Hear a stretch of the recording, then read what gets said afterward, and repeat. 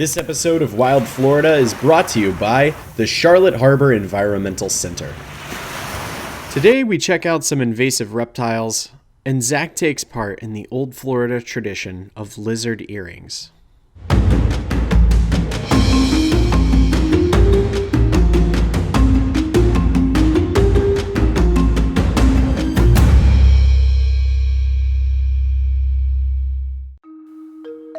Welcome to my backyard. It's right off a major highway in Central Florida. Despite the proximity to humans, my backyard is teeming with life. Bees, ants, birds, and a very common lizard, the brown anole. These small cousins of the iguana can be found just about everywhere in Florida. Brown anoles are normally found in Cuba and the Bahamas, but in the last several decades, they have invaded multiple areas of North America, making this lizard a non-native invasive species, which is bad news for the green anole that already calls North America home. Brown anoles breed really fast. A female can lay 1 to 2 eggs every 2 weeks. Once the eggs are laid, they are on their own and hatch after 7 weeks, and those cute little baby anoles can live up to 5 years. They have a lot of cool behaviors that they use to communicate with one another. No, these brown anoles aren't listening to a song with a rockin' beat. They actually do this to signal to another anole as part of their mating ritual. A more advanced form of head bobbing, the male anole may start doing push-ups as a show of strength to try to impress the ladies. Who knew we could have so much in common with lizards?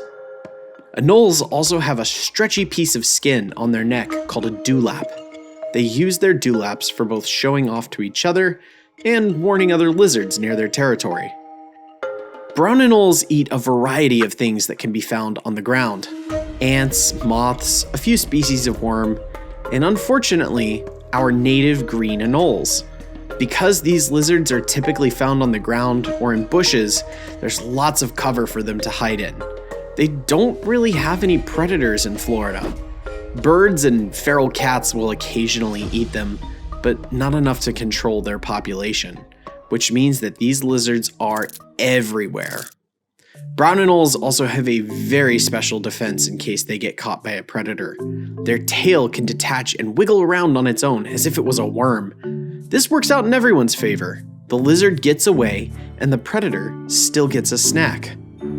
The brown anole is much larger than their native cousin, the green anole. Here's the two side by side. You can see the male brown anole is a lot bigger than the adult green anole. You may also notice that the green anole is changing color slightly to brown. That's because their skin have specialized pigment cells in them called chromatophores, which allow them to change color, just like a chameleon. If you live in Florida, you can find both of these lizard species in your backyard too. They are very easy to catch and won't hurt you, even if they do bite, and they might poop and pee on you. Just remember to be very gentle with them, as they are tiny animals, and we always let wild animals go. Growing up in Central Florida, we had a really weird tradition that we did with these lizards, is we would catch them and wear them as earrings. That was an old thing that we used to do growing up on the playground. So just to demonstrate for you now, we'll see if we can get this guy. He's already interested in biting my finger. We'll see if we can get him to bite my ear after he lets go.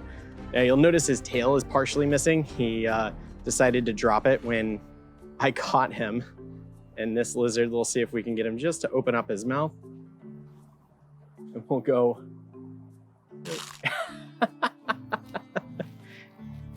And that's it. That's our lizard earring tradition that we have here in Florida. So, I'm Zach Attack. This is the brown anole. And thanks for checking out what makes Florida so wild.